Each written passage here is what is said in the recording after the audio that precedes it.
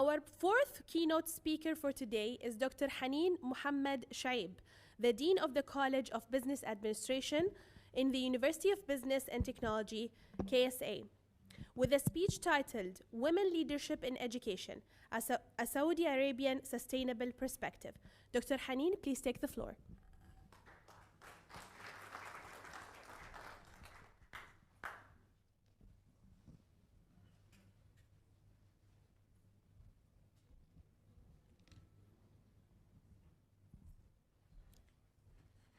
سعادة رئيس مجلس الأمناء للجامعة الأهلية الدكتور عبدالله الحواج، سعادة رئيس مجلس الأمناء لجامعة الأعمال والتكنولوجيا الدكتور عبدالله بن صادق دحلان، سعادة رؤساء مجالس الأمناء، رؤساء الجامعات، زملائي وزميلاتي، distinguished guests، السلام عليكم ورحمة الله وبركاته.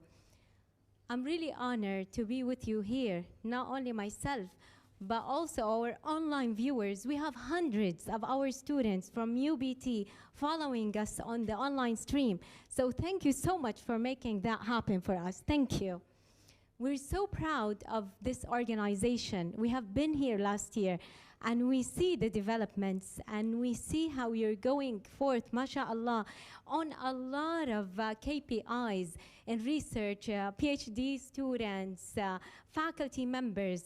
We see that and we learn together. We're so happy this trio of Al-Bahraini, Al-Ahliya University in Bahrain, UBT, and Brunel University coming together as a global model for other universities to follow. And today with Al-Zarqa University, we complete the pack. So thank you so much for that. I'm Dr. Haneen Sha'ib, the Dean of the Business School in UBT in Jeddah. And today, I'm going to take you from a macro perspective of sustainability into a micro perspective, looking at Saudi Arabia. I'm sure a lot of you know about Saudi Arabia and the transformation we have been through in the past years. It's not a local story anymore. And today, as a scholar of organizational behavior and strategy, I wanted to start the story of women leadership from the position of influencing policy making in Saudi Arabia. Our story have many beginnings for women leadership, but influencing policy making through a Shura Council, Mejlis al-Shura, the equivalent of the parliament in international terms. For the first time, women were part of that Shura Council was in 2011, in the time of our pioneering king, King Abdullah Al Saud. After that, in 2013, a quota has been established, 20%. It shouldn't go less than 20% of women participation. We have 150 members in our Shura Council. 30 of them are women. I have been honored to be part of the Shura Council last week on a visit with UBT leaders, with Dr. Ru'a here. We have been there with our students attending one of the sessions, seeing how our men and women in Saudi Arabia are influencing policy and making the changes that we want to see in our country through our great vision of 2030 that matches and in alignment of the SDGs, as we will all see. The vision looks at three main pillars: a vibrant society, a thriving economy, and an ambitious nation. And I assure you, you talk to any Saudi and you feel that ambition.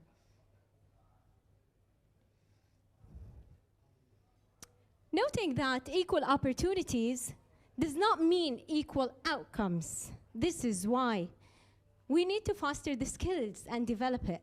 We need to invest in the passions of women, their energies. They are half of the society, but we need to make them ready.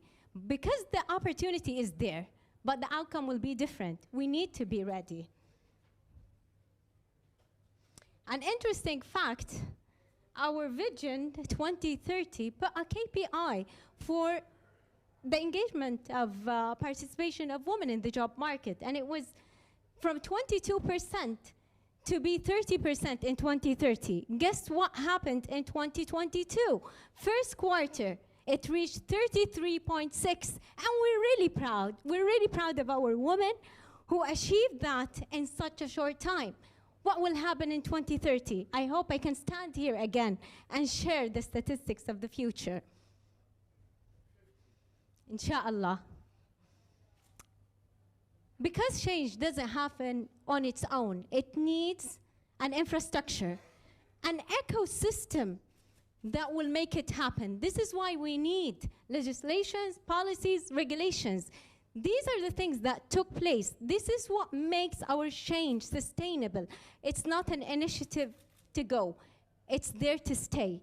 So we had a lot of reform in relation to freedom of travel, provision of safety, right to live alone for women, anti-harassment laws, right to drive, equality in the workplace. And equality in the workplace, it's equality in opportunity and also in pay.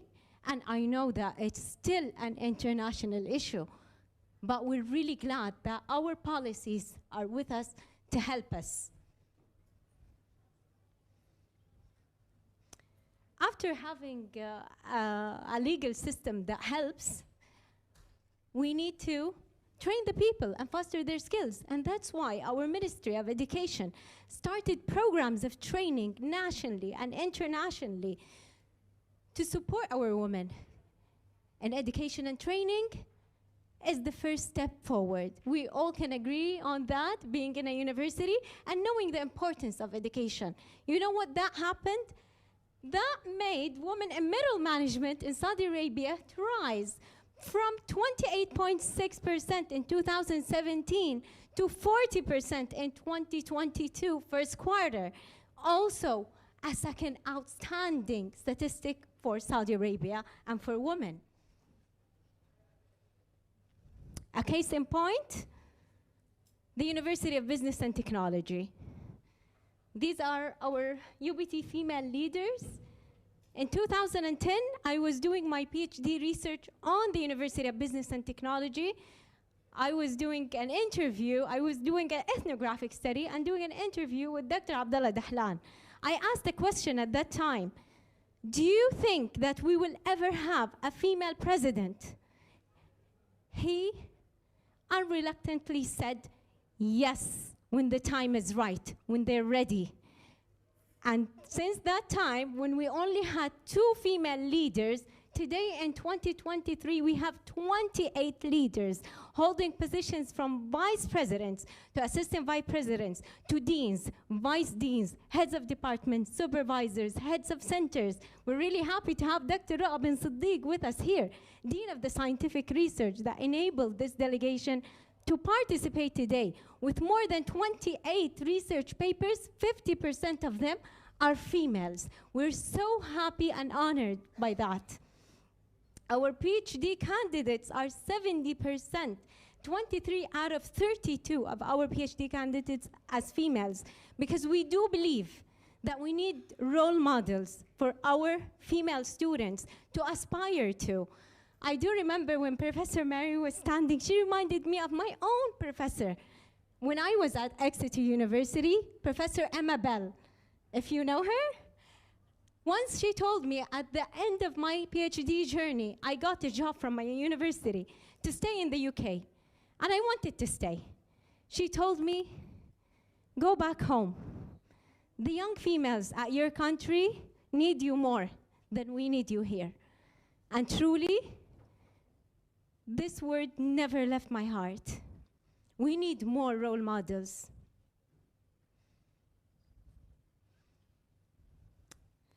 I'll take you to a more personal example. In 2017, something remarkable happened in Saudi Arabia. Some of you who know the country knows that our universities have 2 campuses, one for males and one for females.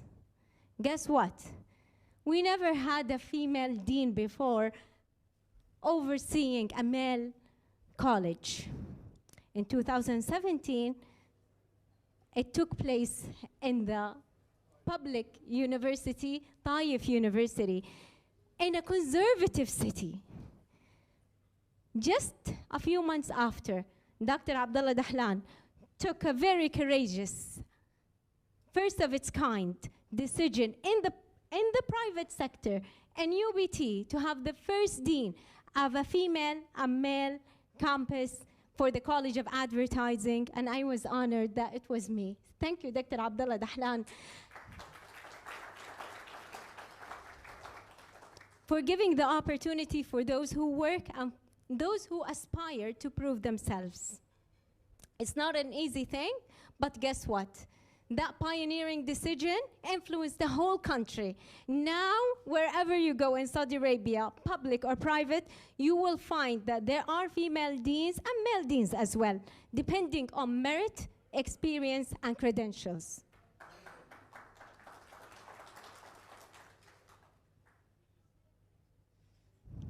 This wouldn't have ever happened for Saudi Arabia if it wasn't for the transformational leadership of our king, King Salman Al Saud, and his crown prince, محمد bin Salman, the visionary who inspired the whole nation, who inspired the world to see Saudi Arabia in a different way.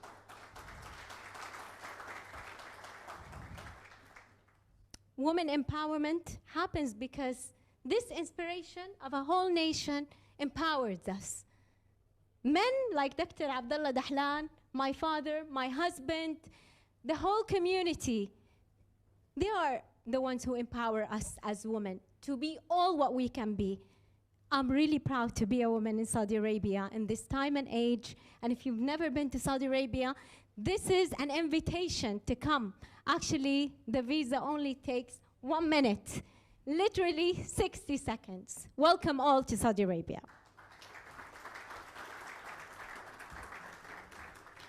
Thank you.